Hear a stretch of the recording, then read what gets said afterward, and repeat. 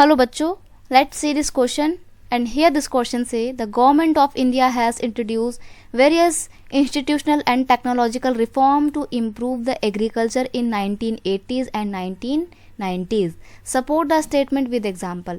आपको यहाँ पे एक स्टेटमेंट दी गई है और स्टेटमेंट बोलती है कि गवर्नमेंट ने एग्रीकल्चरल फील्ड में रिफॉर्म करने के लिए, सुधार लाने के लिए कुछ इंस्टीट्यूशनल और टेक्निकल रिफॉर्म्स किए हैं, सुधार किए हैं ताकि एग्रीकल्चरल सेक्टर ग्रो हो सके। और ये रिफॉर्म कब बुलाए गए थे? 1980 के डिके में और 1990 के डिके में। तो आपको इस स्टेटमेंट को सपोर्ट में करते हुए अपने कुछ एग्जाम्पल देने हैं। तो यहाँ पर हम बात करेंगे किसकी? इंस्टीट्यूशनल एंड टेक्नोलॉजिकल रिफॉर्म्स की, वो भी एग्रीकल्चरल सेक्टर में। तो की कॉन्सेप्ट क्या हो जाएगा? Institutional and technological reforms in agriculture. Answer है, देखो सबसे पहली बात, अगर हम एक इंस्टीट्यूशनल रिफॉर्म की बात करें तो इंस्टीट्यूशनल रिफॉर्म माना जाएगा land reform. Land reform, land की जो प्रॉब्लम है इंडिया में वो बहुत पुरानी है, तो लैंड रिफॉर्म करके एग्रीकल्चरल सेक्टर में सुधार लाने की कोशिश की गई है। Land reforms were initiated by the government in 5 year plan. Land reform का जो एक पूरा इनिशिएटिव है वो गवर्नमेंट ने 5 ईयर प्लान में डिक्लेयर किया था।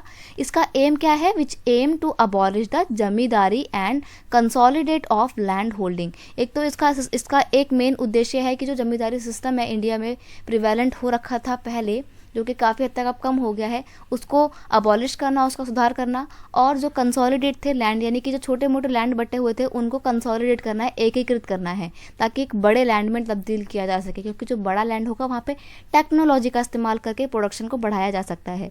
Letter in 1980s and 1990s government launch comprehensive land development program. बाद के समय में गवर्नमेंट ने कॉम्प्रिहेंसिव लैंड डेवलपमेंट प्रोग्राम को भी क्या किया था? लॉन्च किया था।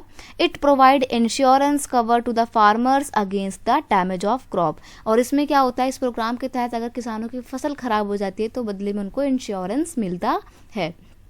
तो ये है एक इंस्टीट्यूशनल डेवलपमेंट। आगे की बात करें तो और कौन से हैं? Government also launch personal benefit scheme for the land for the farmers as Kisan credit card and personal accident insurance scheme. किसानों को पर्सनल तरीके से, किसानों को लाभ देने के लिए, पर्सनल बेनिफिट के लिए कुछ स्कीम स्टार्ट की गई हैं, जैसे कि किसान क्रेडिट कार्ड और पर्सनल एक्सीडेंट इंश्योरेंस स्कीम, ये स्टार्ट किया गया है। और टेक्नोलॉजिकल बढ़ावा देने के लिए गवर्नमेंट क्या कर रही है? Government also started broadcasting radio and television program to educate the farmers about new technologies of agriculture.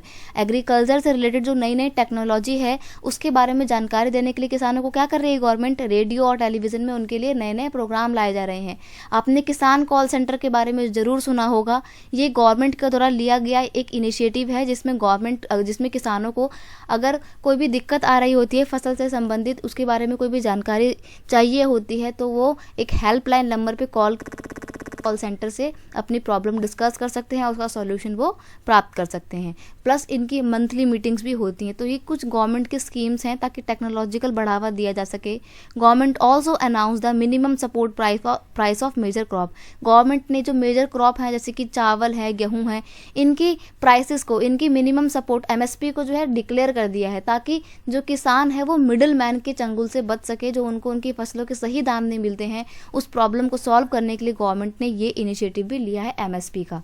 तो ये कुछ चीज़ें हैं गवर्नमेंट के द्वारा लाई गई हैं जो कि इंस्टीट्यूशनल और टेक्नोलॉजिकल डेवलपमेंट है एग्रीकल्चरल सेक्टर में। I hope you understand it well. Best of luck.